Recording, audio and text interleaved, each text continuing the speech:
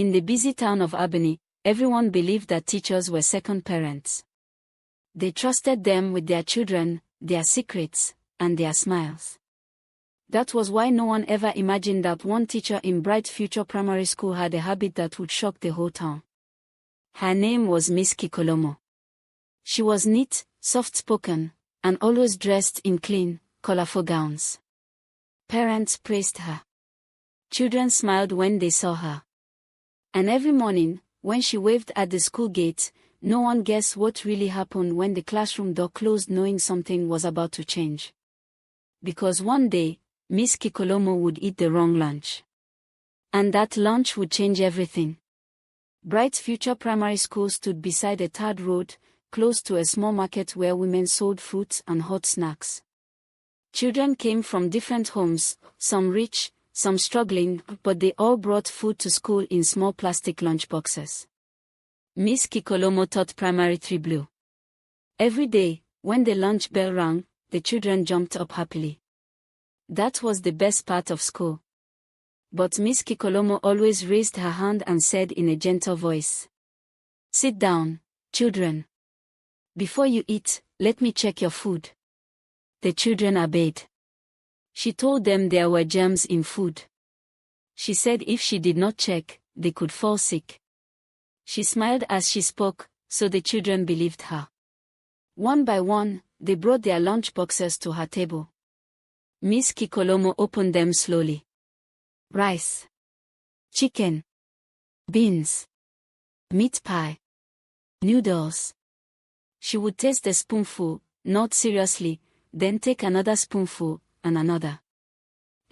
She would say. This one is safe. By the time she was done, most lunch boxes were almost empty. She handed them back and said, "You can eat now."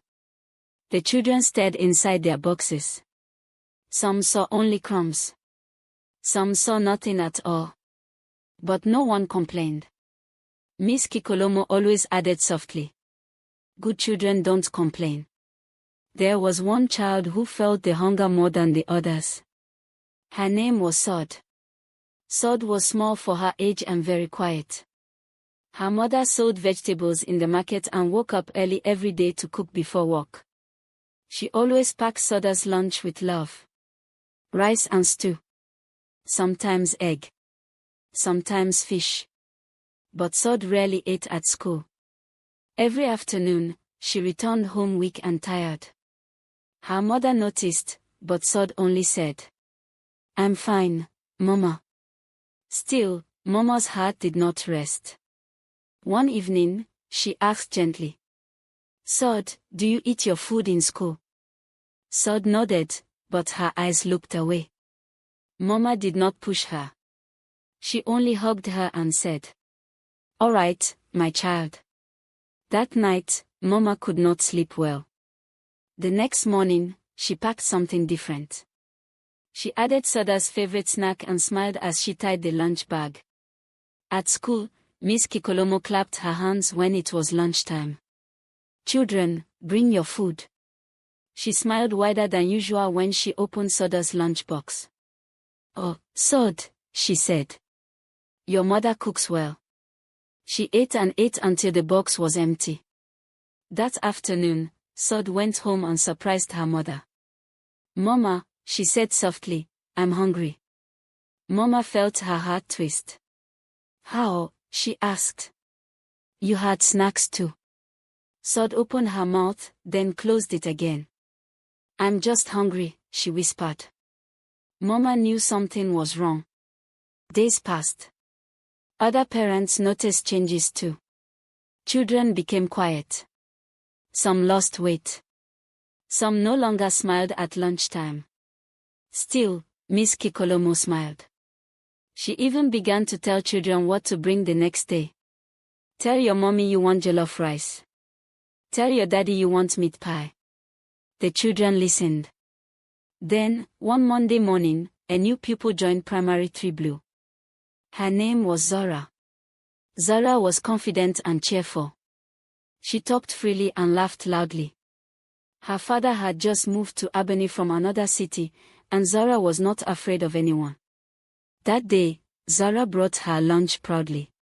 When the lunch bell rang, Miss Kikolomo stood up as usual.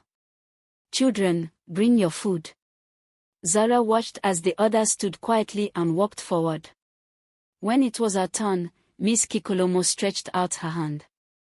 "Give me your lunch," she said sweetly. Zara paused. "My dad said I should eat my food myself," she replied. The classroom went silent. Miss Kikolomo's smile froze. "Zara," she said slowly, "I only want to check for gems." Zara looked at her lunchbox, then back at the teacher. "But my dad said." Miss Kikolomo's eyes changed. "Bring the food," she said, this time not smiling. Zara hesitated, then handed it over. Miss Kikolomo opened it and her eyes lit up. She ate. That afternoon, Zara went home quiet. At dinner, she told her father everything. Her father listened carefully and said nothing. But the next morning, he packed Zara's lunch himself. As Zara walked into class that day, Miss Kikolomo watched her closely. And smiled. Because she had no idea that this lunch was different. Very different. And as the lunch bell rang again, Faith was already walking into Primary 3 Blue. That morning, Zara felt strange as she walked into class. Her lunch bag felt heavier than usual, and her father's words echoed in her mind. "It's only your food," he had said. "And if anyone tries to stop you, tell me." Zara nodded, but she did not fully understand why her father looked so serious. Inside the classroom, Miss Kikolomo greeted the children with her usual sweet smile. "Good morning, my lovely stars," she said. The children replied, but their voices were weak. Miss Kikolomo's eyes followed Zara as she sat down. She noticed the new lunch bag. It was clean and neatly packed. Something about it made her curious. The lessons went on. Numbers. Reading. Drawing. The children waited for one thing. Lunch. When the bell finally rang, Miss Kikolomo clapped her hands. "Children, you know the rule. Bring your food for check-in." Slowly, the children stood up. Some of them sighed. Some looked at the floor. Only Zara walked forward without fear. Lunchboxes lined up on the teacher's table. Miss Kikolomo opened them one by one. She tasted. She nodded. She ate. "Safe," she said again and again. When she got to Zara's lunchbox, she smiled wider than before. "Oh, Zara," she said. "Let me see what your daddy packed today." She opened the box. Inside was rice and stew, neatly arranged. There was also a small wrapped snack by the side. Miss Kikolomo scooped a spoonful and ate. Then another. She closed her eyes and smiled. "This is very good," she said. Zara watched quietly. Miss Kikolomo ate more than usual that day. When she finished, she handed the lunchbox back. Zara looked inside. There was almost nothing left. "Auntie," Zara said politely, "you finished my food." The class froze. Miss Kikolomo turned slowly. "What did you say?" she asked. Zara swallowed. "You ate all my food."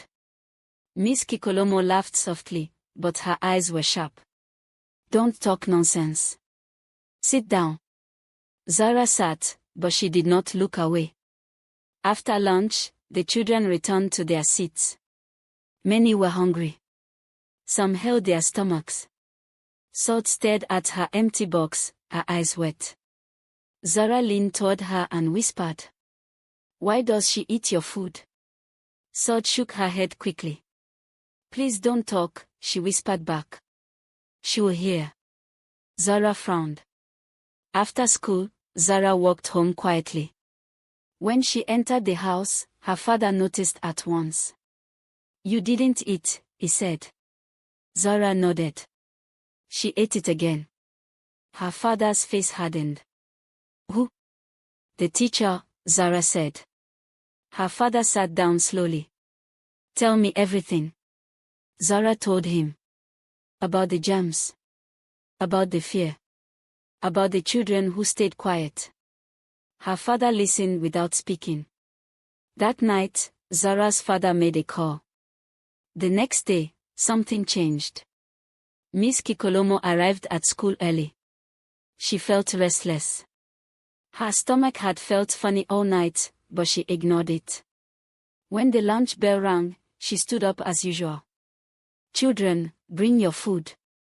The children obeyed, but Zara did not move. Miss Kikolomo noticed. Zara, she said. Bring your lunch. Zara stood up. My daddy said I should eat my food myself. The room went quiet again. Miss Kikolomo walked closer. Are you refusing your teacher? Zara looked up. No, Ma. I'm just eating my food. Miss Kikolomo's lips tightened. She reached for Zara's lunch bag. Zara pulled it back. I will tell my daddy, she said softly. Miss Kikolomo froze. The children gasped. Miss Kikolomo straightened up and laughed. Silly child. Sit down. She moved on to the next lunchbox, but her mind was not calm. She ate faster than usual, barely tasting the food. Halfway through, she felt a strange warmth in her chest. She paused. Then continued eating. Soon, sweat formed on her forehead. She wiped it away and forced a smile. I'm fine, she said to no one. But she was not. Her stomach twisted. Her chest felt tight. She sat down slowly. Auntie, one child called. Are you okay? I'm fine, she said again, but her voice was weak. Zara watched her closely. Miss Kikolomo stood up to walk, but her legs shook. She grabbed the table. The children began to whisper. Suddenly, Miss Kikolomo sat down heavily on her chair. The head teacher passed by the classroom and noticed the noise. She entered and stopped. What is going on? She asked. Miss Kikolomo tried to speak, but no words came out. Her eyes closed. The room filled with screams. The head teacher rushed forward. Call the nurse. Miss Kikolomo was helped out of the class. The children stood in shock. Sod held Zara's hand tightly. What will happen now? Sod whispered. Zara did not answer. That afternoon, parents heard rumors. Teachers whispered. The school felt uneasy. At home, Zara's father received a call. She collapsed, the voice said. We are taking her to the clinic. Zara's father closed his eyes. Meanwhile, at the clinic, the doctor checked Miss Kikolomo carefully. This is strange, he said. She has been reacting to something she eats. What do you mean? The head teacher asked. She has signs of a strong substance in her body, the doctor replied. Something not meant for her. Back at school, the children sat quietly the next day. Miss Kikolomo did not come. For the first time, the children ate their food freely. Sod finished her lunch and smiled. Zara looked around and felt something change. But the story was not over yet. Because soon, the truth about the lunches would come out. And Miss Kikolomo was about to meet her match in a way no one expected. The school felt different without Miss Kikolomo. On Wednesday morning, the children walked into Primary 3 Blue and stopped in surprise. Their desks were clean. The windows were open. And on the teacher's table sat another teacher, short, calm, and smiling. Good morning, she said. My name is Mrs. Afilian. I'll be with you for now. The children replied loudly. Their voices sounded happy again. When lunchtime came, Mrs. Afilian simply said, Children, you may eat. No checking. No fear. Sod opened her lunchbox and stared at the food like it might disappear. Then she smiled and began to eat. Zara shared her snack with her. Across town, Miss Kikolomo lay on a hospital bed, staring at the ceiling. She was not in pain anymore, but she was ashamed. The doctor had spoken gently. "You are not sick from an illness," he said. "You reacted to something strong you ate. A very hot substance. Too much pepper oil." Miss Kikolomo remembered Zora's lunch. The extra red stew. The burning in her chest. She covered her face. Later that day, the head teacher visited her. "Miss Kikolomo," she said softly, "we need to talk." Miss Kikolomo did not look up. "The children," the head teacher continued, "have been talking." Miss Kikolomo's heart sank. "They said you eat their food," the head teacher said. "Every day." Tears slipped down Miss Kikolomo's cheeks. "I didn't mean for it to go this far," she whispered. "I was hungry. And it started small." "But you scared them," the head teacher said. "You used your power." Miss Kikolomo nodded. The next day, Zara's father was called to the school. He sat calmly in the office. "I packed pepper stew for my daughter," he said honestly. "Not to hurt anyone. Just to stop what was happening." The head teacher sighed. "I wish you had come to me first," she said. "But you were trying to protect your child." Zara's father nodded. No child should be afraid to eat.